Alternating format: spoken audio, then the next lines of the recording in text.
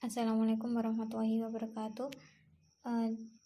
Kami dari kelompok 6, yaitu Lailatul Fitriyah, Mas Doriful Huda, dan S. Putri Fitriyah, mau menjelaskan tentang pengujian normalitas data. Uji normalitas adalah sebuah uji yang dilakukan dengan tujuan untuk menilai sebaran data pada sebuah kelompok data atau variabel. Apakah sebaran data tersebut berdistribusi normal atau tidak?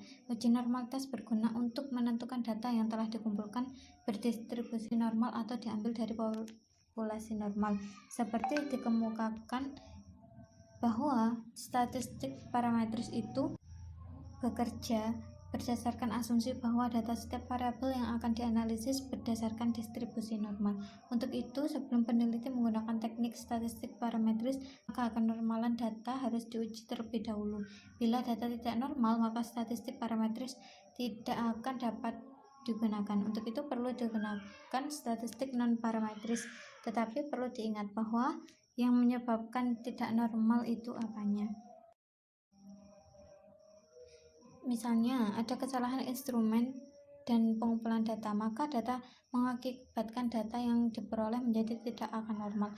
Tetapi, bila sekelompok data memang betul-betul sudah valid, tetapi distribusinya tidak membentuk distribusi normal, maka peneliti baru membuat keputusan untuk menggunakan teknik statistik non-parametris. Dalam hal ini, pengujian normalitas data dengan menggunakan C kuadrat. Pengujian normalitas data dengan C kuadrat dilakukan dengan cara membandingkan kurva normal yang terbentuk dari data yang telah terkumpul dengan kurva normal baku standar. Jadi, membandingkan antara A banding B. Bila B tidak berbeda secara signifikan dengan A, maka B merupakan data yang berdistribusi normal. Rumus yang digunakan untuk menghitung uji normalitas adalah rumus C kuadrat. Ada 5 langkah untuk menghitung uji normalitas. Yang pertama, merumuskan hipotesis. Yang HO data berdistribusi normal, HA data tidak berdistribusi normal. Yang langkah kedua, menentukan nilai uji statistik. X kuadrat hitung sama dengan sigma OI min EI kuadrat per EI. Ini rumus C kuadratnya. Yang ketiga yaitu menentukan taraf nyata. Untuk mendapat nilai C kuadrat tabel, X kuadrat tabel sama dengan X kuadrat 1 min alfa dk. Ini rumus C kuadrat tabel. Yang keempat, menentukan kriteria pengujian hipotesis. HO ditolak jika X kuadrat hitung lebih dari sama dengan X kuadrat tabel. HO diterima jika X kuadrat hitung kurang dari X kuadrat tabel. Yang kelima yaitu kesimpulan. Langsung saja kita masuk kepada contoh soal. Diketahui data skor 32 siswa dalam menyelesaikan soal-soal matematika berdasar dari OD 1 bimbingan belajar. Ini adalah datanya. Dari yang mulai 72, 48, 66, sampai 95. Mari kita uji normalitas data tersebut. Penyelesaian. Langkah pertama, kita merumuskan hipotesis. Yang pertama, hipotesis kosong.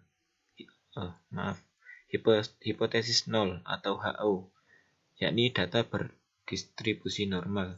Kemudian, hipotesis alternatif atau HA, data tidak berdistribusi normal. Kemudian langkah yang kedua yaitu menentukan nilai uji statistik. Jangkauan atau dilambangkan dengan J besar sama dengan data terbesar dikurangi data terkecil, sama dengan data terbesarnya kan tadi 95 dan data yang terkecil adalah 32.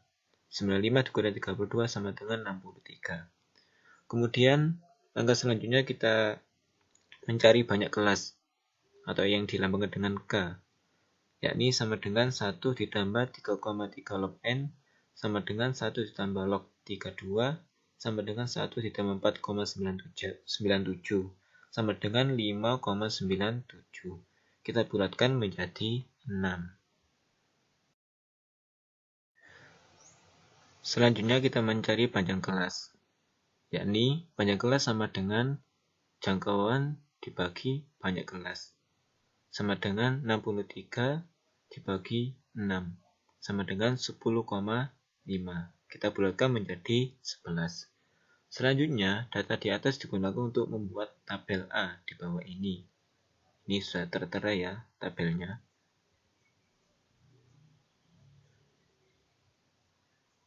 Yakni, kalau kita uraikan, data yang pertama dari 30 sampai 40, 41 sampai 51 yang memiliki anggota-anggota yang memiliki titik tengah dan frekuensi masing-masing.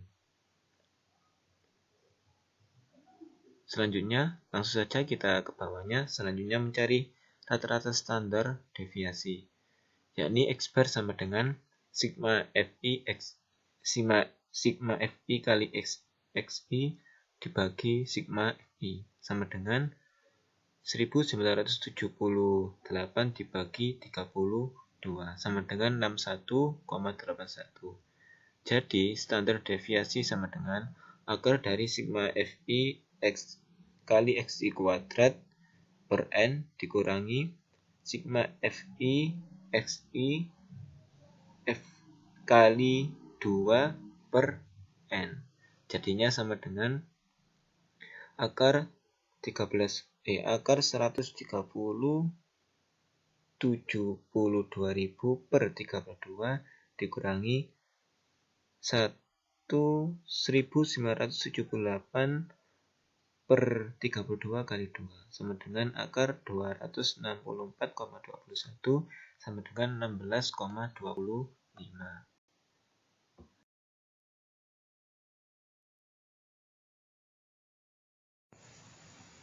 Selanjutnya yaitu membuat dan melengkapi tabel yang B sebagai berikut. Yakni tertera dalam tabel ini data, frekuensi observasi atau OI, batas kelas atau BK, nilai Z, luas tiap kelas interval, frekuensi yang diharapkan atau EI, dan C kuadrat dengan rumus OI dikurangi EI kuadrat per EI. Dengan data yang pertama yaitu jangkauan 30-40 memiliki frekuensi observasi 4 dengan batas kelas 29,5 sampai 40,5 dan nilai Z-nya negatif 1,98 dan negatif 1,31.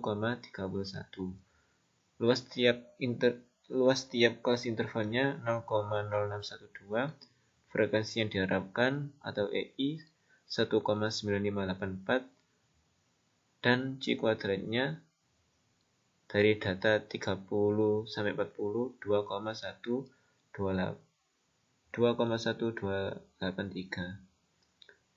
Seterusnya sama untuk yang data 41 sampai 51 sampai data yang 85 sampai 95. Maka diketahui jumlahnya atau sigma fi-nya sama dengan 32 dan C kuadrat hitungnya sama dengan jumlah buka kurung UI kali EI kuadrat per EI sama dengan yang dijumlahkan dari C masing-masing data dengan jangkauan tertentu tadi menjadi jumlahnya 2,6831.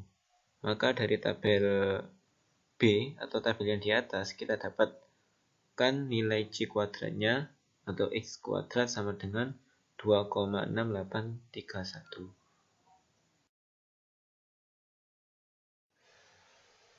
Untuk mencari nilai Z pada tabel B di atas, maka untuk mencari nilai Z-nya dengan rumus Z sama dengan batas kelas dikurangi rata-rata atau X bar dibagi standar deviasi atau SD.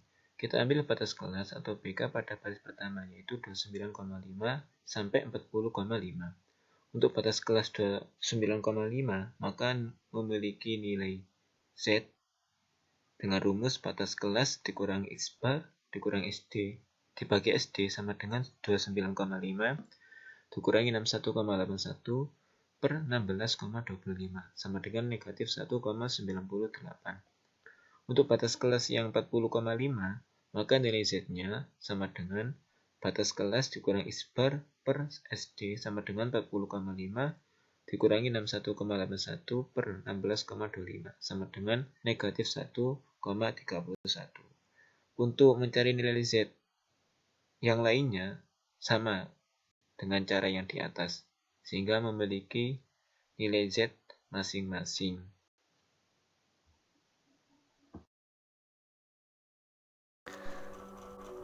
Setelah kita mendapatkan nilai semua Z, selanjutnya yaitu kita mencari luas O sampai Z menggunakan tabel Z sebagai acuannya. Di sini untuk baris pertama, nilai Z-nya yaitu min 1,98. Kita lihat dari tabel Z. Tabel Z ini bisa kita lihat di buku ya, yaitu min 1,98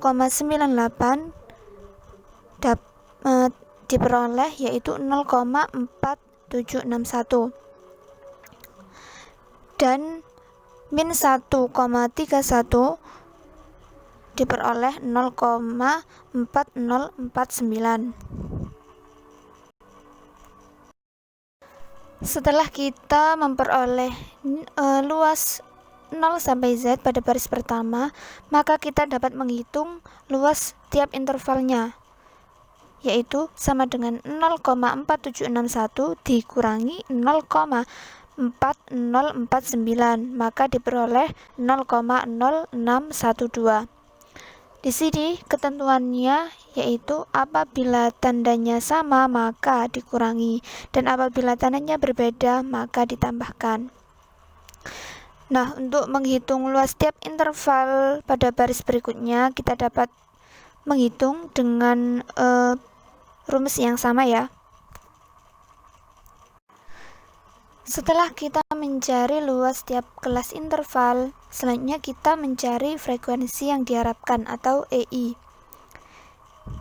Kita ambil luas tiap interval kelas pada baris pertama dengan rumus luas tiap kelas interval dikali N atau jumlah responden. Di sini hasilnya yaitu diperoleh 1,9584 pada baris pertama. Selanjutnya kita dapat mencari pada baris kedua, ketiga, dan seterusnya dengan rumus yang sama. Untuk langkah yang ketiga, kita menentukan taraf nyata atau alfa. Dengan rumus X kuadrat tabel sama dengan X kuadrat 1 min alfa dikali DK atau derajat kebebasan. Langkah yang pertama, kita menentukan terlebih dahulu derajat kebebasan dengan rumus banyaknya kelas dikurangi 3, maka diperoleh 3. Kemudian kita mencari taraf signifikansi. Alfa sama dengan 0,01 atau alfa sama dengan 0,05. Nah, jika kita ambil alfa sama dengan 0,01, maka X kuadrat tabel sama dengan X kuadrat 1 min alfa dikali derajat kebebasan. Nah, kita masukkan X kuadrat 1 dikurangi alfanya 0,01 dikali derajat kebebasannya yaitu 3.